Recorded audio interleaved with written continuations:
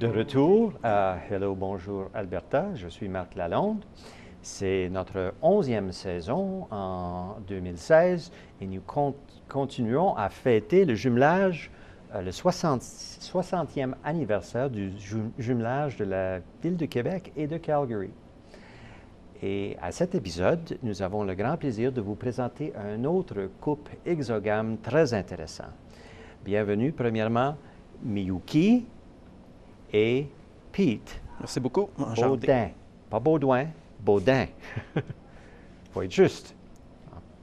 Bienvenue. Merci beaucoup. Alors, ce couple ici sont artistes et artisans, respectivement. On va parler un peu de ce qu'ils font.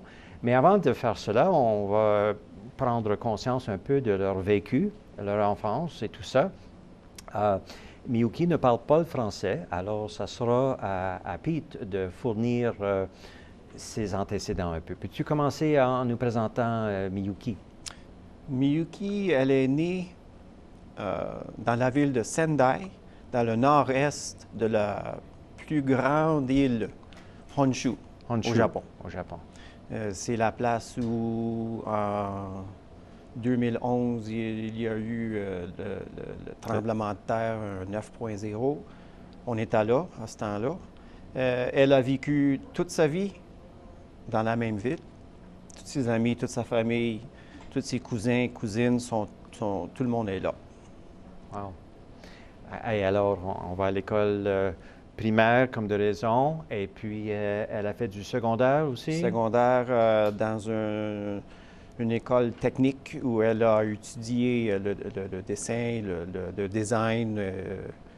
Mais aussi la comptabilité, n'est-ce pas? Comptabilité, elle est comptable. Elle a travaillé comme comptable au Japon. Au Japon. Surtout. Oui, OK. Et puis, à un moment donné, elle a fait un voyage au Canada? Elle a voyagé beaucoup. Pas juste au Canada, mais elle a voyagé au Canada plusieurs fois. Moi, je l'ai rencontrée à Montréal. J'ai vu dans un petit journal local, elle cherchait quelqu'un pour lui aider avec l'anglais. Oui, oui. J'ai téléphoné. On s'est rencontrés.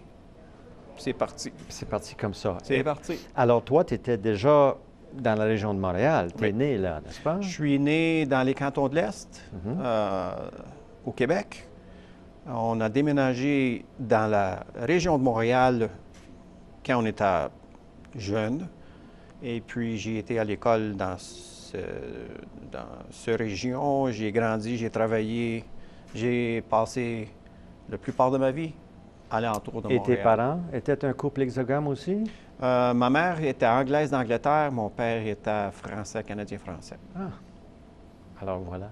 Alors, encore une fois, en grandissant, on apprenait les deux langues en même temps, plus ou moins? Ma mère nous parlait en anglais, mon père nous parlait en français.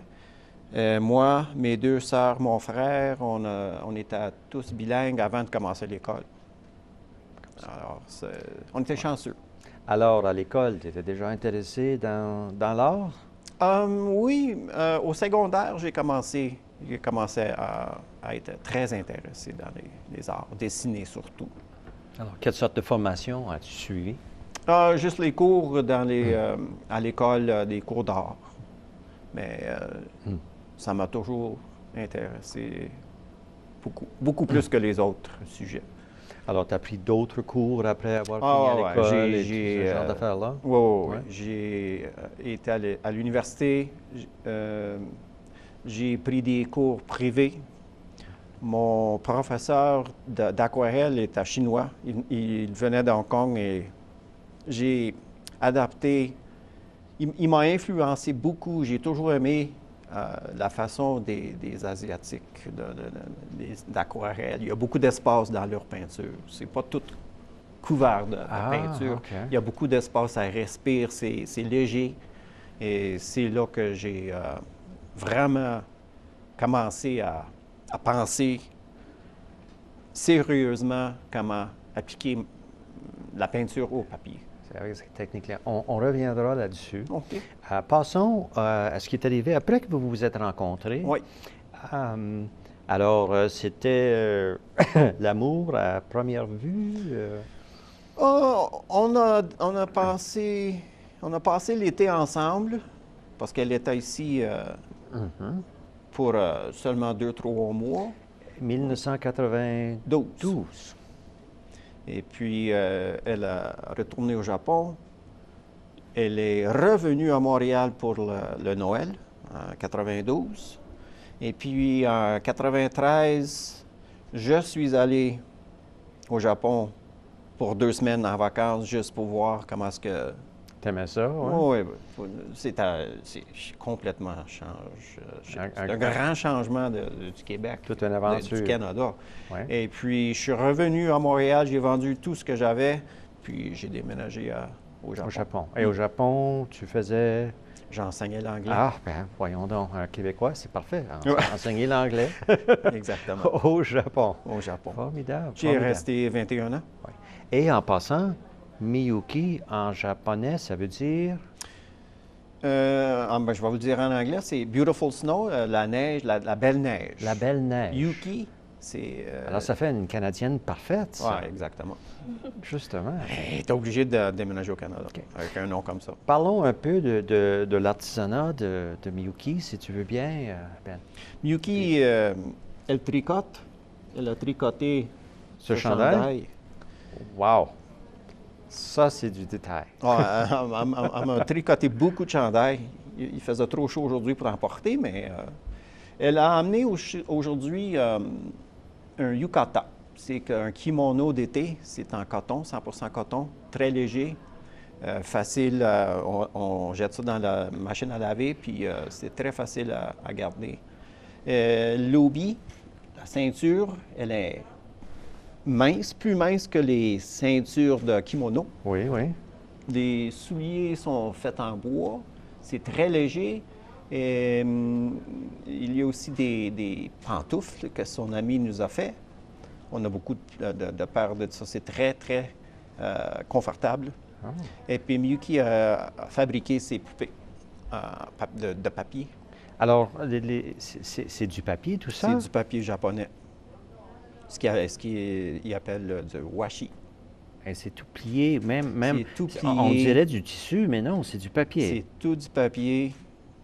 Elle commence avec des papiers plats et puis c'est tout formé à la main.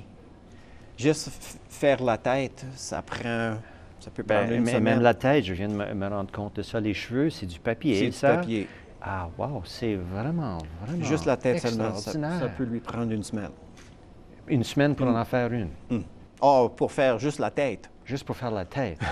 Wow! Est-ce qu'on doit recommencer plusieurs fois, peut-être? Ben, des fois, oui. Ouais. C'est parce qu'elle a suivi des cours et puis si elle n'était pas contente, elle a recommencé. On commence, oui, parce qu'à un moment donné, le papier est trop plié, puis ça ne fonctionne Oui, plus. il y a des choses qui arrivent. Mais Le extraordinaire. visage trop grand, trop petit. Wow! Wow, c'est tout à fait formidable. Et puis toi, Pete, alors, toi, tu es photographe et peintre, c'est ça? Oui. Alors, la photographie, qu'est-ce que tu aimes faire avec la photographie? C'est quoi ton style à toi? Mon style à moi. On va montrer certains exemplaires à notre auditoire, mais allez-y. Moi, j'aime beaucoup photographier des parties de choses. Je n'aime pas photographier complètement comme on disait en anglais, des arbres, je veux dire des montagnes. On les a tous vus. Moi, j'aime mieux choisir quelque chose et puis juste essayer de faire la personne qui regarde la photo utiliser l'imagination un peu pour essayer de deviner qu'est-ce que c'est, où est-ce que ça vient, d'où ça vient, ou bien... Alors, c'est une vue artistique d'une partie d'un objet. Je pense que toutes les études que j'ai faites dans les beaux-arts, j'utilise avec la photographie. J'essaie de voir, mais quand je regarde dans la caméra, j'essaie de voir une petite peinture finie. Alors, pas question de te promener à prendre des photos un peu partout, là. C'est tout il faut tout se préparer. Je cherche. Il faut chercher, il faut trouver la lumière comme il faut, tout Puis ce des genre fois, il d'affaires-là. faut être chanceux. Je veux Ah, dire, ouais. il faut être chanceux. La lumière elle peut changer d'une minute à l'autre. Et alors, digital, c'est très facile. On prend des photographes et puis je les mets dans l'ordinateur, je les regarde, je choisis ceux que j'aime le mieux. Est-ce que tu les manipules Des fois. à l'ordinateur des fois? Oui, des fois. Ça dépend. OK. Parce que j'essaie de pousser l'imagination un peu Un de peu. la personne qui regarde la photo. Retournons, on en parlait plus tôt, à ta peinture alors. Alors, la peinture, c'est quelle sorte de médium que tu utilises? Récemment, c'est surtout aquarelle et des crayons de couleur en bois, de haute qualité. Ouais. Ah, mais c'est sur un papier tout particulier, un parti très lourd et très texturé, Exact. rude même. C'est du papier de 300 grammes et puis j'utilise beaucoup d'eau. Alors, si j'utilisais un papier plus léger, je sais pas Un comment dire. friperait, ça serait Friperait, pas beau. exactement. Alors, avec la peinture, on en a regardé plus tôt, puis on en montre actuellement. La peinture se répand et diminue en intensité en se faisant, et tu utilises des couleurs multiples en même temps. C'est ça. Je commence avec de l'eau. Oui. Et puis, je vais prendre un pinceau, puis je vais adapter plusieurs couleurs en même temps. Et puis, je veux juste... Des fois, je suis surpris aussi avec ce que je vois. Alors ensuite, quand c'est sec, tu ajoutes des détails pour faire ressortir. Faire ressortir ce que je vois. Ouais. Et ce que j'ai vu, c'est des représentations de l'espace ou inspirées. Inspiré par l'espace. les nébules, les photos de nébules qu'on voit de NASA ou... Il nous reste à peu près une minute. Il a passé 21 ans en Japon. Il a dû avoir des célébrations extraordinaires à voir là, n'est-ce pas? Des festivals. En effet, les yukata sont portés dans la ville où on habitait. Sendai, c'est le Tanabata, et puis c'est un festival d'été. Vous allez voir des photos. Il y a beaucoup de couleurs, il y a beaucoup de monde. Il y a du monde partout au Japon.